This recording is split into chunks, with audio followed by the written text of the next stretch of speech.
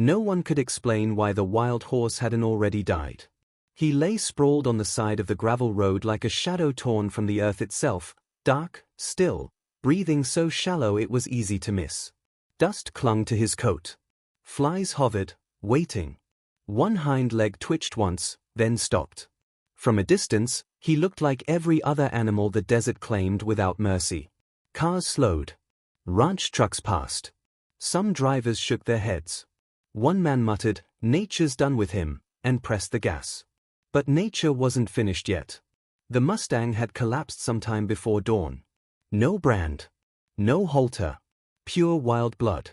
He'd likely been running all night, maybe chased, maybe wounded, maybe simply exhausted beyond reason. A deep gash ran along his side, crudely closed with old stitches that had split under strain. Every breath pulled pain through his ribs like barbed wire. Still, his eyes remained open. Dark. Alert. Watching. Waiting. By mid-morning, word had spread through the nearby ranches. A few hands rode out to look. One tried to approach, rope in hand, thinking maybe, just maybe, they could drag him out of the road. The horse lifted his head an inch. Just enough to warn them. His ears flattened. A low, broken sound pushed from his throat, not quite a neigh, not quite a scream. A sound that said, "Come closer and I will fight you with my last breath." The ranch hand stopped cold. "I've seen that look before," he said quietly. "That horse ain't asking for help. He's saying goodbye." They backed away. By noon, the sun burned hot, baking the road and the body beside it. The Mustang's breathing slowed even more. His strength was slipping. Whatever fire had carried him this far was finally running out. That's when the girl appeared. She came from the far fence line, walking slowly, as if afraid the ground itself might break if she stepped too hard. She couldn't have been more than 15. Her clothes were plain. Dusty boots. A faded jacket too big for her shoulders. Her dark hair was tied back, loose strands catching the light. She didn't speak. She never did. The locals knew her as the quiet girl. Some said she'd been born mute. Others said she'd stopped talking after her mother died years earlier. No one knew the full truth, and no one had ever heard her voice. She stopped when she saw the horse. Everyone else saw a lost cause. She saw his eyes. For a long moment, she didn't move. Didn't wave. Didn't call out. She simply stood there, hands clenched at her sides, as if feeling something the rest of the world couldn't. Then she stepped off the road. A rancher watching from his truck shouted, "Hey! Don't get close to him." She didn't look back. Each step was careful. Measured. The horse's eye followed her, sharp despite the pain. His head lifted a fraction, muscles trembling. He was ready to strike, ready to die fighting if he had to. She stopped several feet away and knelt. The wind shifted. Dust rolled between them. And then she did something no one expected. She met his gaze, and stayed there. No sudden movements. No reaching hands. No rope. No fear in her face. Just stillness. The Mustang snorted weakly, confused. Humans always came loud. Fast. Demanding. They smelled of sweat and metal and control. This one was different. Her eyes didn't challenge him. They didn't plead either. They simply waited. Minutes passed. The rancher muttered under his breath, "She's crazy. That horse could kill her." But the horse didn't move. His breathing slowed, not weaker, but steadier. His ears flicked once, then eased back to neutral. Something inside him shifted, subtle but real. Pain still tore through his body. Death still hovered close. But for the first time since he'd collapsed, the world didn't feel like an enemy. The girl reached into her jacket slowly, carefully, and pulled out a small metal flask. She twisted the cap, poured a little water into her palm, and set it on the ground between them. She didn't push it toward him. The water sat untouched on the dirt between them, soaking slowly into the dust. The horse watched it like a trap. His nostrils flared. Every instinct screamed danger. Humans had offered him things before, grain laced with ropes, kindness followed by cages. He'd learned the lesson the hard way. Trust meant pain. Trust meant loss. The girl didn't move. She kept her hands visible, resting on her knees. Her breathing was slow, deliberate, as if she was sinking it to his without realizing it. Inhale. Exhale. Inhale. Exhale. The Mustang shifted his head an inch closer to the ground, then froze. Pain surged through his side, and a low groan escaped him before he could stop it. His muscles tensed, ready to explode if she made a single wrong move. She felt it, the change in him. Anyone who worked around animals long enough learned to read that tension, the invisible line just before violence. Instead of pulling back, she lowered her eyes. Not in submission. In respect. It was a wild horse gesture older than fences and saddles. A way of saying, I see you. I won't challenge you. From the road, the rancher's heart pounded. She's dead, he whispered. That horse is deciding right now. And he was. The Mustang's head lifted suddenly, higher than before. His teeth bared. A sharp breath ripped from his chest as he gathered the last of his strength. One strike, just one, and the threat would be gone. The girl didn't flinch. She slowly placed her hand over her heart. Then she tapped her chest twice and pointed gently toward him. It was a simple gesture. Almost childish. But it landed like thunder. The horse hesitated. Something in that movement, so deliberate, so quiet, cut through the fog of pain and instinct. She wasn't reaching to take. She wasn't demanding anything. She was offering something. Connection. The Mustang's head lowered again, this time not from weakness, but choice. His teeth disappeared behind closed lips. The fire in his eyes dimmed just enough to let something else through, confusion and curiosity. The rancher let out the breath he'd been holding. She's still alive, he murmured. I'll be damned. The girl shifted closer by a few inches. Slowly. Carefully. Her knees sank into the dirt. She extended one finger and traced a line in the dust, not toward him, but beside him, giving him space, always space. Her eyes flicked to the wound on his side. The stitches were old. Crude. Someone had tried to patch him up and failed, or abandoned him halfway through. The flesh around the gash was swollen, angry, leaking dark fluid. Infection had already set in. Any trained handler would have told you this horse needed sedation, ropes, a team. She had none of that. What she had was time. And patience born from pain.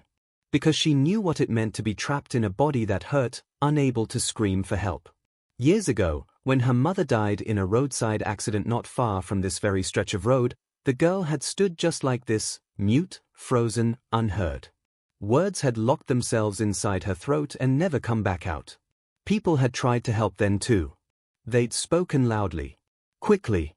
Over her. No one had knelt down and waited. The Mustang shifted again, his strength fading. His head drooped lower, finally resting on the ground. Dust puffed around his muzzle. His breathing rattled, uneven but still fighting. The girl saw her chance. She slid closer, inch by inch, until she was near enough to feel the heat from his body. Slowly, she reached out, not to the wound, not to his face, but to his menere. She let her fingers hover there. Waiting. The horse didn't pull away. That was permission. Her hands settled into his tangled menere, barely touching, just enough for him to know she was real. Warm. Steady. His eye closed halfway. From the road, the rancher grabbed his radio. Call the vet, he said. Now. I don't know how, but she's got him. As if sensing the urgency, the Mustang suddenly jerked, pain spiking again. His breathing turned frantic. His legs kicked weakly against the dirt. The girl reacted instantly. She pressed her forehead gently against his neck. It was reckless. Dangerous. Intimate. But it worked. Her body became an anchor. Her stillness told him what words couldn't. You're not alone. Not anymore.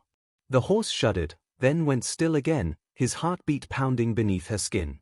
His body leaned, just slightly, into hers. Trust. Real trust. Minutes later, the distant sound of a truck echoed across the fields. Help was coming. But the hardest part was still ahead. Because saving a wild horse wasn't just about keeping him alive. It was about convincing him that life, with humans in it, was still worth choosing. And if he woke from this moment afraid, everything they'd built could shatter in a second. The truck stopped at a careful distance. Doors didn't slam. Voices stayed low. The rancher, his name was Eli, held up one hand, signaling everyone to slow down. He'd been around horses his whole life, but he'd never seen anything like this. A wild Mustang lying broken on the road, and a silent girl holding him together with nothing but presence. The vet arrived moments later, a woman named Dr. Harper, seasoned and sharp-eyed. One look at the horse told her everything she needed to know. "He shouldn't still be alive," she whispered. She knelt on the opposite side, careful not to cross the invisible line between horse and girl. The Mustang's eye opened slightly, tracking the movement. His muscles tensed again. The girl felt it instantly. She lifted one hand, not to stop the vet, but to warn her. Dr. Harper froze. Eli leaned in. "She can't talk," he said quietly, "but she knows horses better than most adults I've seen." The vet nodded, understanding. She moved slower. Softer. When she examined the wound, her brow furrowed. "These stitches, they're not from a ranch kit," she said. "They're military grade. Whoever did this knew what they were doing." That made Eli stiffen. Military gear didn't belong anywhere near wild Mustangs. As Dr. Harper gently cleaned away dried blood, something else came into view beneath the horse's coat. A faint mark. Not a brand burned into flesh, but inked deep under the skin, almost invisible unless you knew where to look. "A number." Dr. Harper's breath caught. "No," she murmured. "That can't be right." Eli crouched closer. "What is it?" She wiped again, carefully. "It's an identification mark," she said. "Used in classified training programs years ago. Experimental handling. Stress conditioning." Eli's jaw clenched. "You're saying this horse was owned?" "Not owned," she corrected. "Used." The girl felt the tension shift, even if she didn't hear the words. Her hand tightened slightly in the horse's menere. The Mustang stirred, as if the memory lived in his body, not his mind. Suddenly, everything made sense. The split stitches. The fear of humans. The way he'd braced for control instead of comfort. This horse hadn't just survived the wild. He'd escaped something worse. Dr. Harper prepared a sedative, hesitating. "If I do this wrong, he'll panic. He's running on nothing but adrenaline and trust." The girl looked up at her, eyes steady. She shook her head once. "Not yet." The vet studied her for a long moment, then nodded. "5 more minutes," she said. "That's all I can give him." The girl leaned closer to the horse's ear. And though no sound came from her lips, she spoke anyway. She breathed. Slow. Rhythmic. Intentional. Her breath brushed his skin like a language older than words. Inhale, exhale, again, again. The Mustang's body followed. His heartbeat slowed. His muscles softened. It was then that Eli noticed something else, something that made his chest ache. The girl's face. Tears slid silently down her cheeks, dropping onto the horse's neck. She didn't wipe them away. She didn't need to. She'd recognized him the moment she saw the scar. The scar matched her own. A long, pale line along her ribs, hidden beneath her jacket. Years ago, after the accident that took her mother, she'd been trapped in a burning vehicle. Pulled free by strangers. Stitched together by rushed hands. Left with a body that healed, and a voice that didn't.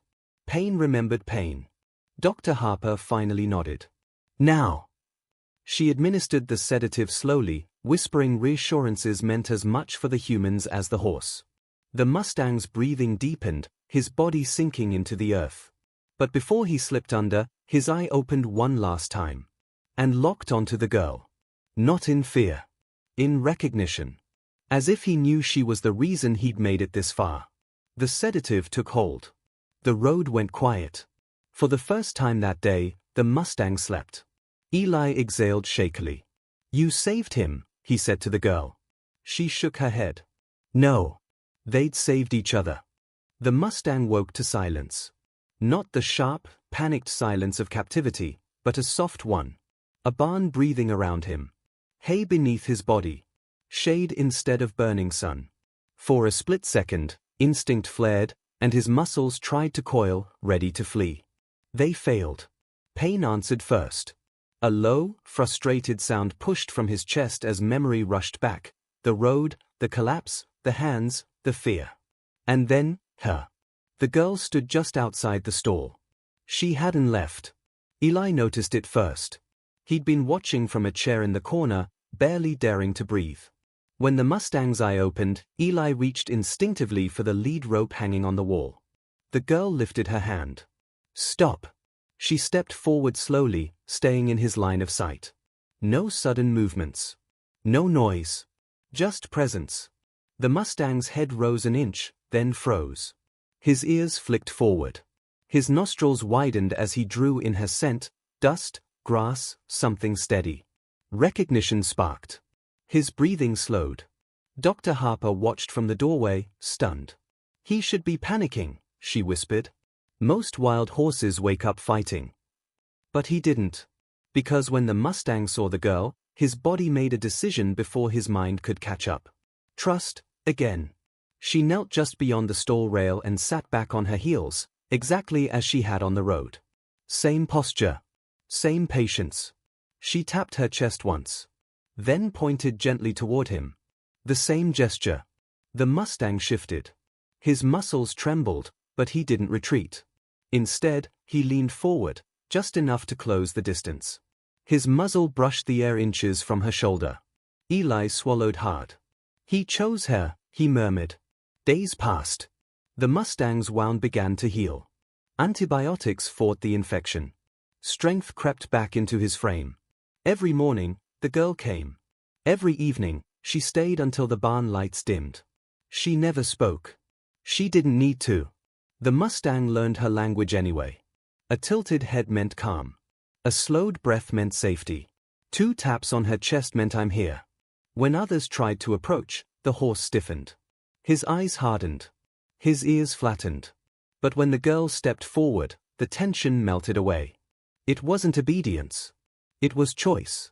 One afternoon, Dr. Harper attempted something she'd never dared with a horse like this. She opened the stall gate. If he wants to leave, she said quietly, we let him. Eli's heart pounded. And if he bolts? Then he bolts, she replied. Freedom has to be real, or it's nothing. The girl stood inside the stall, just ahead of the Mustang. The gate creaked open. Sunlight spilled across the barn floor. The Mustang lifted his head. His body coiled with old instincts. Run. Run now. No fences beyond the door.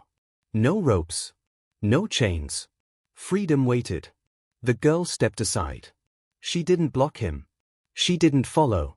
She simply sat down in the straw and waited. Seconds stretched. Then something unbelievable happened. The Mustang took one step forward. And stopped. He turned his head. Looked back at her. The barn held its breath.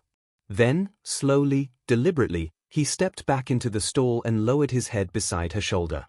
Eli covered his mouth, tears burning his eyes. I've never seen that, he whispered. Never. Because wild horses don't stay. They leave. Unless they want to stay. And he wanted her. The morning the Mustang walked out of the stall on his own, the sky was clear and wide, stretched open like a promise. He stepped into the paddock slowly, testing the ground, the air, the world. His body was thinner now, scar still visible, but his eyes were different. Brighter. Awake. No longer running from everything that moved. The girl stood at the fence. She always did. Eli leaned against the rail beside her, careful not to crowd her. He's strong enough now, he said gently. If he wants to go back to the wild, we won't stop him. The girl nodded. She understood more than people realized. Dr. Harper opened the far gate, the one that led not to another pen, but to the open land beyond the ranch. Rolling hills. Long grass. No fences for miles. The Mustang saw it immediately. Freedom. True freedom. He walked forward, each step heavier than the last, as if the decision itself carried weight. Halfway to the gate, he stopped. Turned. And looked at her. The girl's chest tightened. She stepped forward instinctively, stopping at the fence. Her fingers curled around the wood, knuckles pale. She wanted to tell him everything, that she understood, that she would never cage him, that loving something sometimes meant letting it go. But the words stayed trapped where they always had. Or so she thought. The Mustang approached the fence. Slow. Intentional. He lowered his head until his forehead rested against the wood opposite her hands. Warm. Solid. Real. The scar on his side caught the sunlight. The same place she carried hers. Something inside her cracked open. Her breath hitched. Eli noticed first. "Hey," he whispered. "Are you okay?" Her lips parted. A sound, small, broken, unfamiliar, escaped her throat. Everyone froze. The girl's eyes widened in shock. Her hand flew to her mouth. Another breath, shaky and raw, pushed out, then another. "Go," she whispered. The word barely existed. Thin as air. But it was real. The Mustang lifted his head sharply, ears forward, eyes locked on her face. Not startled, focused. She swallowed hard, tears spilling freely now. "You're free," she said, voice trembling but growing stronger. "You don't have to stay." Silence followed. Then the Mustang did something no one would ever forget. He stepped back, turned toward the open land, took 3 long strides, then stopped, and looked back one last time. Not in fear, not in confusion, but in gratitude. He released a low, powerful breath, a sound that echoed across the field like a promise, then ran. Not away from her. Toward his life. The girl collapsed against the fence, sobbing, not from loss, but release. Eli caught her shoulders as her knees gave out, his own eyes wet. "You found your voice," he said softly. She nodded, pressing her hand to her chest. Later that evening, as the sun dipped low, Dr. Harper found the girl standing alone by the fence again. "He'll come back," the vet said. "Not to stay, but to remember." The girl smiled. A real one. Because she knew something now she hadn't before. Healing isn't about holding on. It's about being heard, by someone who understands your silence. And sometimes, the one who saves you never says a word at all.